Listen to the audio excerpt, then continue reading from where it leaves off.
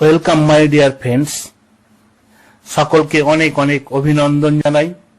ফের একবার একটি নতুন কন্টেন্ট নিয়ে আপনাদের সাথে শেয়ার করার সুযোগ পেয়ে। তবে বেশ কিছুদিন যাবত কোনো ভিডিও আপলোড করতে পারিনি, কিছু ব্যক্তিগত সমস্যা থাকায়। তার জন্য অত্যন্ত দুঃখিত। আজ যে বিষয়টির উপর আলোকপাত করব সেটি বাংলার মানুষের কাছে অত্যন্ত অত্যন্ত গুরুত্বপূর্ণ। আমরা জানি আমাদের রাজ্যে 100 দিনের কাজ অর্থাৎ এনআরজিএ নারেগা যে প্রকল্পটি চালু ছিল তা ভারতবর্ষের বিভিন্ন রাজ্যে চালু থাকলেও বর্তমানে পশ্চিমবঙ্গে এখনো পর্যন্ত বন্ধ আছে।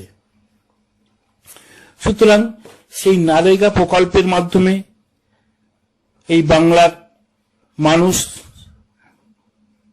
দৈনন্দিন কাজের মাধ্যমে তার জীবিকা নির্বাহ করত, কিন্তু বর্তমানে তা থেকে বঞ্চিত।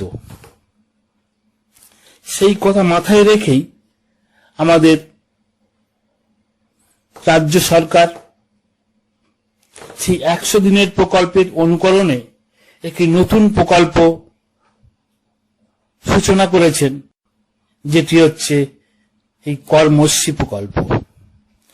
এই কর্মশ্রী প্রকল্পের মাধ্যমেও 100 দিনে কাজের মতোই যারা কাজ করতে ইচ্ছুক তারা এই প্রকল্পে অংশগ্রহণ করে তাদের দৈনন্দিন কাজ করতে পারবেন। এখন ব্যাপার হলো কিভাবে এই কাজের সাথে সাধারণ মানুষ যুক্ত হবেন। আমরা এইখানে সবিস্তারে কিভাবে কাজ করবেন, কিভাবে কাজ পাবেন, কোথায় গেলে পাবেন এবং কাজ করার পদ্ধতি এবং কাজের সিস্টেম, কাজগুলো কিভাবে পরিচালিত হচ্ছে, সমস্ত কিছু স্টেপ বাই স্টেপ পুরো ছবিটা আপনাদের সামনে উপস্থাপিত করব। এখন প্রথম প্রশ্ন, কারা কিভাবে কাজ পাবেন? আপনি যদি এই কর্মশ্রী প্রকল্পে অংশগ্রহণ করতে চান, প্রথমেই আপনার একটি জব কার্ড থাকতে হবে। এই 100 দিনের কাজের পুরো সেম মেন ক্রাইটেরিয়া একটি জব কার্ড।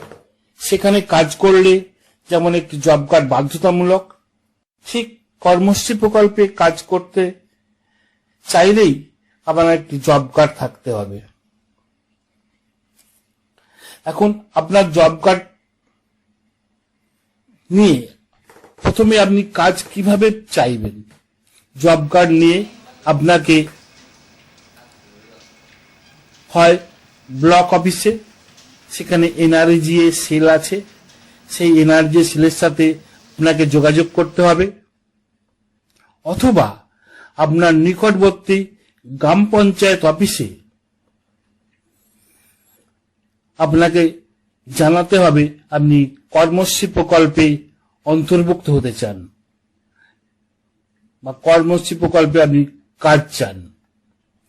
ওখানে নির্মাণ সহায়ক আছেন, বিএফটি আছেন এবং ভিএলইরা আছেন আপনাকে কর্মশ্রী প্রকল্পে কাজ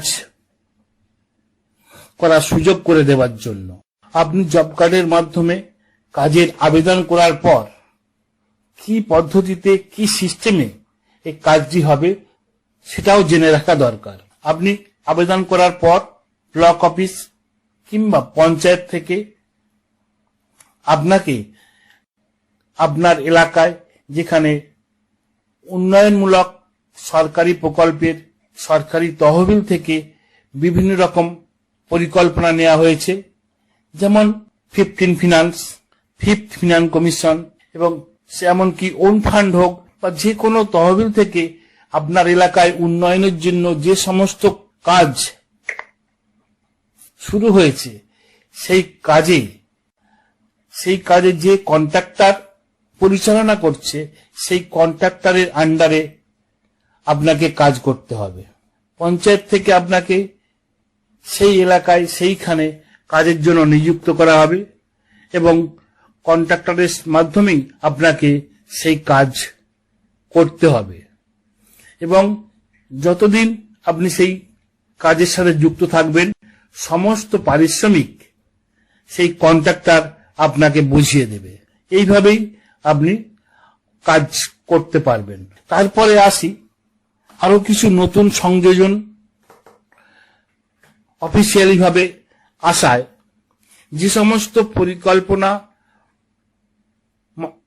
সমস্ত পরিকল্পনার মাধ্যমে পঞ্চায়েতে বিভিন্ন কর্ম পরিচালিত হচ্ছে, যেমন ভিআরপি, ভিএসটি, ভিসিটি তাদের দৈনন্দিন কাজ করে যাচ্ছেন এবং মিড ডে মিল প্রকল্পের মাধ্যমে যে সমস্ত মহিলারা মিড ডে মিল কুক এবং হেল্পার হিসেবে কাজ করছেন কিংবা বিভিন্ন গ্রুপের মাধ্যমে মহিলারা বিভিন্ন স্বনির্ভর প্রকল্পের কাজ করছেন, সেই সমস্ত প্রকল্পের নিযুক্ত ব্যক্তিদের জব কার্ডের মাধ্যমে কর্মশ্রী প্রকল্পে সংযুক্ত করতে হবে। এই পরিস্থিতিতে যে সমস্ত কর্মরত ব্যক্তি সে ভিআরপি, ভিএসটি কিংবা mid day meal cook, helper যাদের এখনো পর্যন্ত কোনো জব কার্ড নেই তাদেরকে নতুন করে জব কার্ড তৈরি করে দেওয়া হবে এবং জব কার্ড নিয়ে কর্মশ্রী প্রকল্পের মধ্যে নথিভুক্ত করা হবে। এই নতুন সংযোজনের মাধ্যমে নতুন আদেশনামার ফলে বিভিন্নভাবে অফিসে কর্মতৎপরতা শুরু হয়েছে।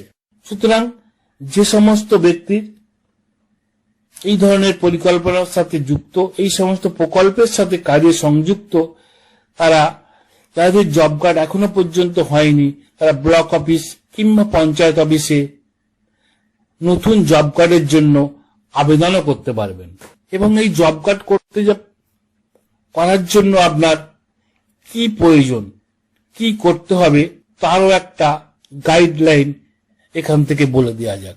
প্রথম, আপনি যে জব কার্ড করতে চান আপনাকে 1 নম্বর ফর্ম ফিল আপ করতে হবে এবং ফর্ম 1 ফিল আপের সঙ্গে দিতে হবে আপনাকে আপনার ব্যাংকের অ্যাকাউন্টের জেরক্স কপি এবং আধার কার্ড, 2 কপি ফটো এবং মোবাইল নাম্বার দিতে হবে এবং এটাও লক্ষ্য রাখতে হবে আপনার যে ব্যাংকের অ্যাকাউন্টেই আপনি জমা দেবেন সেই অ্যাকাউন্টটি যেন আধার কার্ডের সাথে লিংক করা থাকে, যাতে আধার বেস পেমেন্ট সিস্টেম এবিপিএস সংযুক্ত করা যায়। সহজেই যাতে বেনিফিশিয়ারির অ্যাকাউন্টটি ব্যাংকে আধারের সাথে লিংক থাকে সেটি আপনাকে ব্যাংক থেকে যাচাই করে নিতে হবে। এতক্ষণ আমরা আলোচনা করলাম কোথায় কিভাবে কারা কাজ পাবেন, কিভাবে কাজ করবেন, সমস্ত কিছু আপনাদের সাথে শেয়ার করলাম। এবারে আমরা দেখব এই কর্মপদ্ধতি, এই কর্মযোগ্য অফিসিয়ালি ভাবে কিভাবে স্টেপ বাই স্টেপ এক্সিকিউট করা হচ্ছে, অর্থাৎ এই কর্মশ্রী পোর্টালটাকে কিভাবে আপডেট করতে হচ্ছে, কিভাবে স্কিম এন্ট্রি করতে হচ্ছে, কিভাবে স্কিম ভুল হয়ে গেলে সেটাকে ডিলিট করতে হয় এবং কিভাবে ডেইলি ট্রানজাকশন, এই যে কাজ হচ্ছে সেই কাজগুলো কিভাবে ডেইলি বেসিসে এন্ট্রি করতে হয় সেটাই আমরা স্টেপ বাই স্টেপ দেখে নেব। চলুন তার আগে একবার ফ্ল্যাশব্যাকে দেখে নিই আমাদের রাজ্যের অর্থমন্ত্রী এই কর্মশ্রী প্রকল্প সম্বন্ধে কি বলেছেন। অনৈতিকভাবে মানরেগার টাকা রাজ্যের প্রান্তিক মানুষের জীবিকার ন্যূনতম অধিকার কেড়ে নিয়েছে। গত 2 বছর ধরে রাজ্য সরকার বিভিন্ন দপ্তরের সহায়তায় এইসব মানুষের পাশে দাঁড়াতে 8,297 কোটি টাকা ব্যয়ে 39 কোটি কর্মদিবসের ব্যবস্থা করেছে। আমি আনন্দের সঙ্গে জানাচ্ছি যে এই সকল মানুষের পাশে দাঁড়ানোর অঙ্গীকারকে মান্যতা দিয়ে মাননীয় মুখ্যমন্ত্রীর নেতৃত্বে আমাদের সরকার নিজস্ব সংগতিতে কর্মশ্রী নামে একটি সুসংগত প্রকল্প চালু করেছে। এই প্রকল্পে রাজ্য সরকার রাজ্যের প্রত্যেক জব কার্ড হোল্ডারকে বছরে কমপক্ষে 50 দিনের কাজ নিশ্চিত করবে। প্রকল্প মে 2024 মাস থেকে শুরু হবে।